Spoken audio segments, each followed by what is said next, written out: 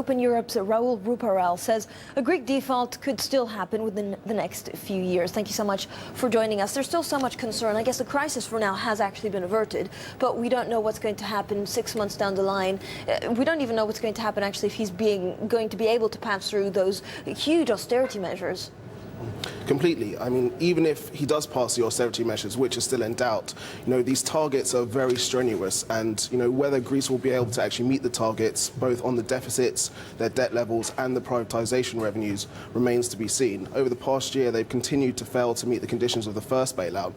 Why they would be more able to meet the conditions of the second bailout is not clear, and it doesn't look like over the long run they'll actually be able to reach these targets. Well, I guess, Raoul, what people say is that they still have a lot of very expensive assets that they can sell off. They're trying to push these 50 billion through over the next 3 years. They are sitting on a gold mine when it comes to real estate, but also casinos, islands.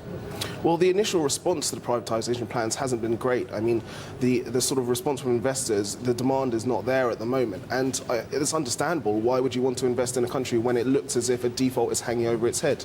The ESM is coming in a few years, which provides for significant write-downs for private sector bondholders. So there's a significant threat that people could face massive losses if they invest in Greece now. But so what do you mean? At this point, it means that actually the country will default no matter what, because the Prime Minister has kept his party together, has changed his cabinet to try and get investor support, but also to try, of course, and please the people. And still that doesn't seem to be enough for the markets.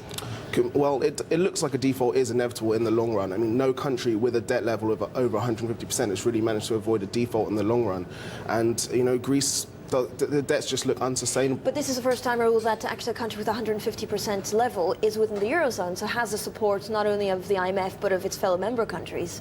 Well, of course, it does have the support, but it also has the restrictions and the bigger conditions and the austerity measures.